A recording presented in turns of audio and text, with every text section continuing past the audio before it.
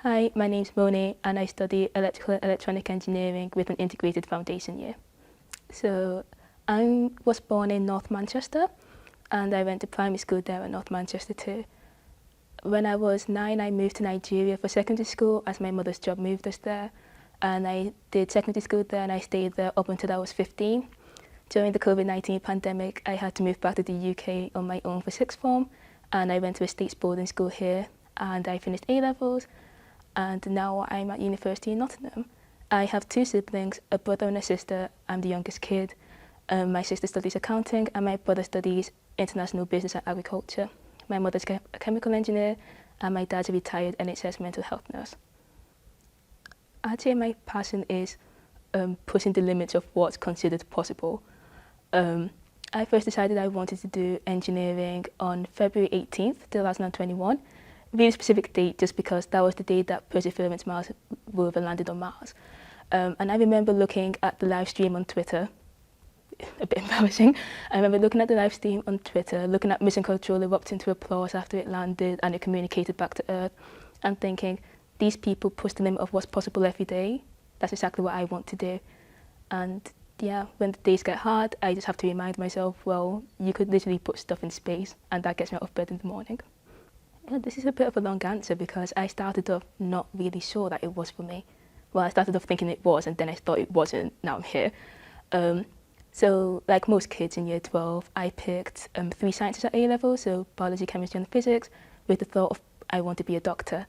Evidently, that didn't end up happening, but I wanted to be a doctor. And then by the time I got to the end of year 12, I realised that I despised biology, and that would be an integral part of what I would do as a doctor. And I was a bit stuck, because then my A-levels would mean I would do healthcare, or I wouldn't be able to qualify for a degree. And spent a bit of time thinking about it, thinking, oh, maybe I could just go get a job out of sixth form, or maybe I could try to do another A-level and see where that takes me. And then, well, I already saw them put Perseverance on Mars, and then that put the thought into my head, you could be an engineer. To give a bit of a backstory, as a kid, I was absolutely horrendous at maths and physics. They were consistently my worst subjects, so I never really grew up thinking engineering is for people like me. So it felt like a bit of a leap of faith, a bit of putting trust in something that I had historically had no trust in. And then my careers advisor, my mum, pointed out, well, there are foundation courses, you wouldn't have to take a year out, you could integrate yourself into a university course, and then if you absolutely hated it, you could always drop out. And yeah, you don't have to spend 4 years doing the degree that you hate. So that's how I decided that university might be right. The option that I could always leave if I didn't like it, I find that helped me on my worst days too. You can always just leave, and that thought gets me through most of my days too. I decided on Nottingham. Well, I didn't really decide on Nottingham either. This time last year, when I was filling out my UCAS form, I put Southampton as my first choice and Nottingham as my second choice. And on results day, things went a bit sideways, so I ended up here at Nottingham by insurance. And honestly, I have stayed because if I had known what I know about Nottingham then, I would have put Nottingham down as my first choice now. There is the opportunity to get involved in so much. While I've been here for about 6 months now, I've been able to get involved with the sound and rocketry teams. I've been able to lead the robotics team here, got involved in archery, a sport that I never thought I'd be able to do, got involved in volunteering at my local community, and every single day I'm surrounded by people that push the limits of what we can do as people. So many lecturers with their research, and they're always so happy for you to get in contact and get involved. And this is where I stumbled onto one of the CubeSat projects that's running at the university. They are sending an experiment to the International Space Station, and they might also launch a CubeSat into space. And as it just so worked out, they are looking for undergraduates that will be here for a while to help out. So yeah, everything worked out in the end, and knowing what I do now, Nottingham is absolutely the place for me. There's so many opportunities, so many ways for me to get involved. So I grew up thinking that I would go to university. It just felt like the norm in my household because both my parents got to go to university. So I was very fortunate to grow up in a household where education was valued and put first. But I did have preconceived notions about a foundation year. The first time it was suggested to me, I remember thinking, I don't want to do a foundation year. Those are for people that fail their A-levels. I'm not stupid. I'm not going to fail my A-levels. Why would I do a foundation year? And that's really misguided notion. There are so many reasons why people do foundation years. Maybe they're mature students, or they had extenuating circumstances. Maybe like me, they just didn't do the right subjects at A-levels and then discovered that, well, I kind of like something else now. And I think that's the beauty of it, really. So many people from so many different paths, but you're all there because you've decided that you want something more than what you have at the moment, and you're willing to go to an unconventional path to get there. And yeah, I think I was most excited to have a completely new start. You know, when I was a kid, I would always think about when I got to university, and that would be the rest of my life, so to speak.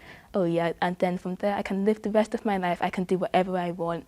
And while I've grown up and realised that whatever I want is a subjective term, it really does feels like a massive privilege every day, you know, because I get to go out there, I can reinvent myself, I can do things I never thought I'd be able to do. As I've already mentioned, I was a bit of an idiot at math and physics when I was a kid, and some of my classmates would never believe I do engineering now, and I'm actually good at it. And even myself, I didn't quite believe I'd be good at it. I thought I'd be gone in the first 3 months, but now I'm here, and it's like, well, part of my identity is now I'm an engineering student, I'm actually pretty good at what I do. And why was I excited for Nottingham in particular? I guess I was just really excited to come to a city I'd never come to before, because, well, I thought I was going to go to Southampton, so I went to open days for Southampton, I did offer holder days for that. I didn't for Nottingham, so the first time I saw it was literally when I walked up to move right in. And quite quickly, through societies, I discovered the Nottingham Space Group, and that is what's most exciting to me about Nottingham, the fact that you just look around, there's so much life-changing research going on here. I mean, MRI scans were invented here, we're sending CubeSats into space here. It's all of the coolest things that are happening right here at your fingertips, and you can get involved, and that excites me every day. Before I came to university, I was really, really anxious about making friends. I remember being on the phone to one of my friends before results day and telling her, I think I'm more worried about getting into uni than not getting into uni at this point, because I was so anxious I wouldn't make any friends. My favourite memory from my first week of uni was definitely going rowing on the lake. If you do end up coming here, I'd recommend doing that. It's the prettiest sight. And with my new friends that I met in accommodation, some of them I met a few hours earlier, and just thinking, well, there's no need to worry about that. I have friends, I have people that want to talk to me. If you had asked me this like a week ago, I'd probably have said something along the lines of making sure that women and underrepresented minorities and POC people have a seat at the table. But, you know, I've been thinking a lot about it in the past few days, and I think it's more of making sure that that seat at the table is in fact catered to them. Because even though now more than ever nowadays we get a seat at the table, it's more often that seat is actually made for, in a generalization, like men or people that aren't underrepresented. And so you have to contort yourself to fit into that seat, and your experiences then turn into you having to work 10 times harder to prove that you are worthy of the seat, even though some people get this seat just because of what they are and not necessarily because of what they do. So I think it's important that it's giving people a seat at the table that they and their experiences can fit into. And I'd also say that it would include amplifying, understanding, and actually listening to underrepresented minorities' voices.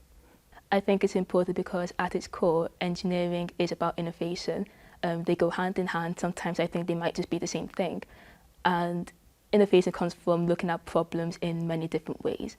My favourite example to give about this is actually like a NASA thing. So when they first sent a woman into space and she informed them that she might be on her period during space, they sent her into space with about 100 tampons or pads. Nobody's going to use 100 tampons or pads in the space of a week. She was actually up there for about, 3 days, because it was early shuttle flights, really short duration, but frequently.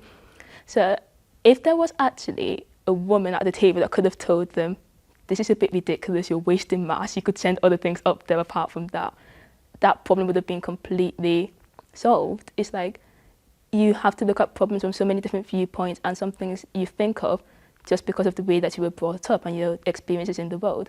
And these ways of thinking about things gives us the most creative and innovative solutions to things that, you know, that are quite efficient. I guess what I do is kind of like meet people where they are. You've just got to listen to people when they tell you things about themselves, and you have to be, I'm not going to pretend I'm perfect. Everybody goes into conversations with a preconceived notions of what the other person's like. but I feel that you've got to be really careful about what type of questions you're asking them, what type of preconceived notions about them you're letting out. And you also have to check yourself and be like, well, this isn't nice. You wouldn't like it if somebody did that to you. This actually might also be a little bit racist too. And you just got to catch yourself, listen to them, listen to their experiences, and like not be the person that's always like, oh, I hear you, but then just talks right over them anyways. You've got to actually listen, actually act, and remember that your words without you having action to back it up means nothing to the person. I think one of my worst traits is the inability to say no to things. Just because I think everything sounds so cool and new and exciting, I was like, I want to do everything, and I don't have enough hours in a day to do everything. So after Welcome Week, I narrowed down my societies to about 4 things. So archery, soup runners, Space Society, and Nottingham Students' Labour. I'll start off with Soup Runners. It's a charity based here in the university, and we go on bi-weekly soup runs for homeless and vulnerable people in the city.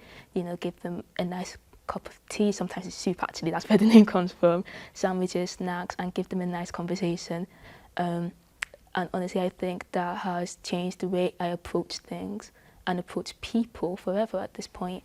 Because it's so easy when you're walking on the street to completely ignore them. So many of them will tell you that it's been weeks since somebody actually looked them in the eyes and had a conversation with them. And that is completely heartbreaking to hear. In an aspiration nation like we are, in a developed nation that we are, nobody should have to starve. Nobody should have to be looked down on because of their circumstances. Nobody should have to be villainized in media because of their circumstances either. And I think that is really brought into perspective. It's all nice and good to say that you support certain measures, but you might also want to go out there and find something that you can do to physically support that too. And sometimes maybe donations might be it, sometimes it might be actually going out in person, but you know, outreach without any action isn't going to achieve anything. Nothing has been achieved by just sitting at home, twiddling your thumbs and typing things out on Twitter. Another one that I'd say has probably really shaped my experience of university has been the Space Society. Obviously, I came to university because I was interested in space, and the best way into that industry was a degree. But it's not a lie that the space industry is very male-dominated, and there's not a lot of POC people in that industry either. So while I wasn't going to let that stop me, it did give me a bit of a pause, like, well, realistically, how far can I make it? Will anybody take me seriously as like a black female that wants to go into space? And at times it's been hard. At times you feel that you're not listened to as much because you're younger than everybody else, maybe because you're female in engineering, and there's some people still have that lingering notion of, well, what can she possibly know about anything? And it's been important for me to know that there are people there that can support me through it. It's been important for me to be the person going to schools at outreach to show them that, yeah, people that look like you, people that sound like you, can go out and do these things too. And I guess it's also been important for me to realise that no matter what people think about it, I am there and I can in fact take up space. It's all right for you to take up space in engineering. I think that I've started to find my people at university, but I've already found a couple of people that will be my people. I was very anxious about starting uni. I was like, oh God, this isn't going to work out. Sixth form, I struggled quite a bit with social anxiety. I wouldn't leave my room, I wouldn't speak to anyone. So I'd kind of just always be in the corner on my own. Got to a point in year 12, because you'd have to take your meals with everybody else, that I'd be so anxious about going in, and I just would be like, well, I just won't eat them, then I won't have to face that.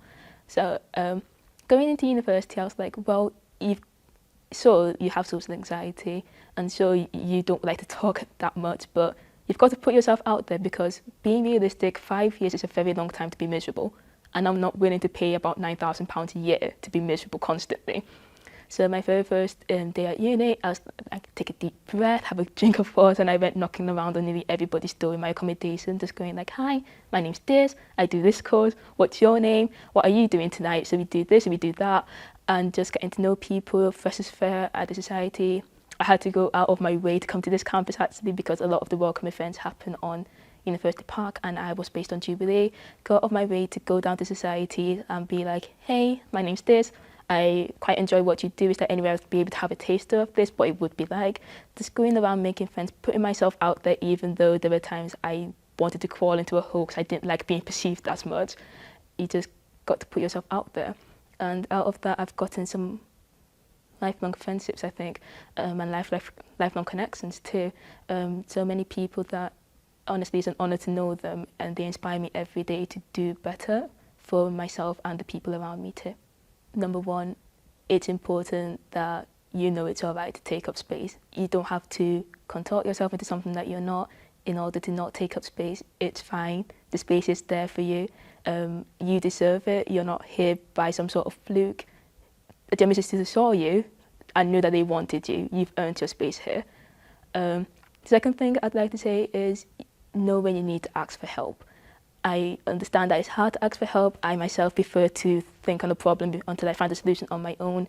But honestly, it's university. You've got to be really proactive about going out there and finding the support that you need. The support is right there, and you can get it. You just need to go ask for it. And it kind of ties into my last point. You are worthy of support. You don't have to earn your support. You don't have to think, well, I'm such a bad person. Why do I deserve this? Or you don't have to be ashamed of your background or think, well, people like me don't really do this. You're worthy of support. You can get support. Support is there for you. And my one piece of advice, if you end up coming to Nottingham, avoid the hills, especially Cripps Hill. It's the worst hill on campus. If you can, avoid it. I hate it.